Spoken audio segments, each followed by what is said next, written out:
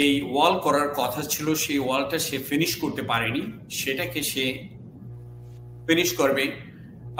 Cutting down all the legal immigrant, এই যে মানে কাজগুলা, সেই কাজগুলা সে শুধু খালি এদেশের ইকোনমিকে ডেভেলপ করার জন্যই সে এই জিনিসগুলোর প্রতি নজর দিচ্ছে এবং এই জিনিসগুলোর প্রতি সে সময় দিচ্ছে। এবং তার টিমকে, আপনি হয়তো জানেন, তার এক্সিকিউটিভ টিম গঠন করা নিয়ে সে এখন ব্যস্ত হয়ে পড়েছে, যে কিভাবে যে প্রতিশ্রুতি সে দিয়েছে সেটা রক্ষা করবে। আপনি অর্থনীতির কথা যখন আমরা চিন্তা করব, তখন অবশ্যই আমাদেরকে চিন্তা করতে হবে যে ট্রাম্পের আমলে সে লোয়ার দ্য ট্যাক্স যে জিনিসটা, সেটা নিয়ে সে অনেক গুড প্ল্যান তৈরি করেছে। 2017-তে ট্রাম্প একটা